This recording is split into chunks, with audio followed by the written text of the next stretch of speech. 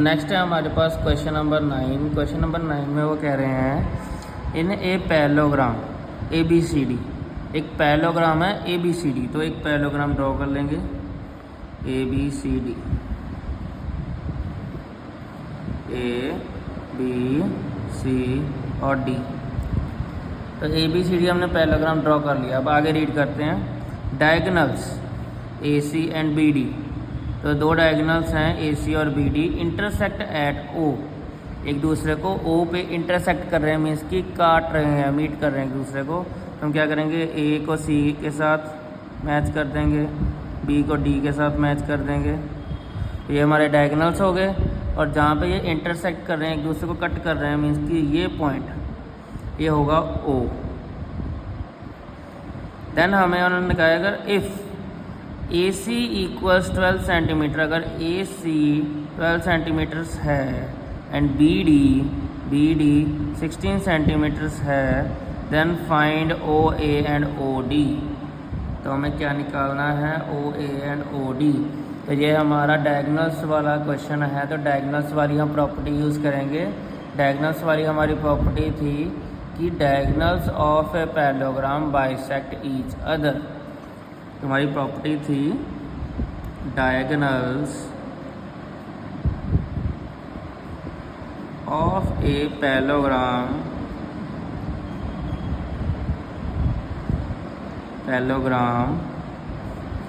Bisects each other, means कि दोनों diagonals एक दूसरे को बाइसेक्ट करेंगे। बाइसेक्ट करने का मतलब होता है divided in half. Bisect means to divide in two equal parts,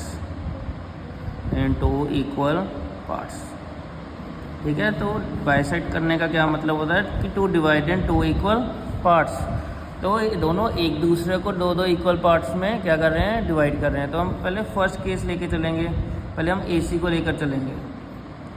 तो बी डी ए सी को बाइसेक्ट कर रहा है, हम यहाँ लिख लेंगे दोनों। तो हमारे पास आ जाएगा बी डी बाइसेक्ट्स ए सी, और सेकंड आ जाएगा ए सी बाइसेक्ट्स बी डी।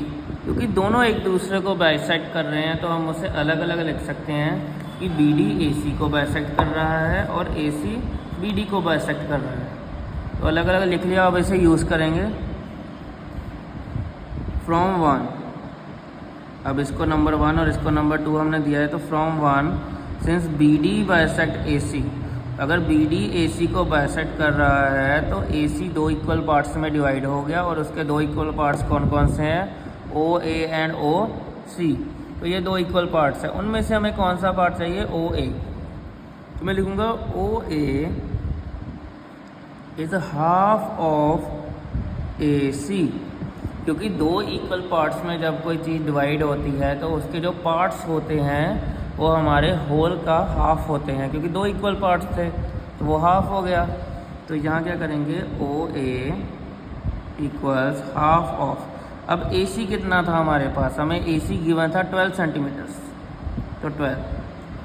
देन ओ ए हमारा आ गया 2 1 ज़ा 2 2 6 ज़ा 12, तो ओ ए आ गया 6 सेंटीमीटर्स। ऐसे ही सिमिलरली हम 2 को यूज़ करेंगे। So from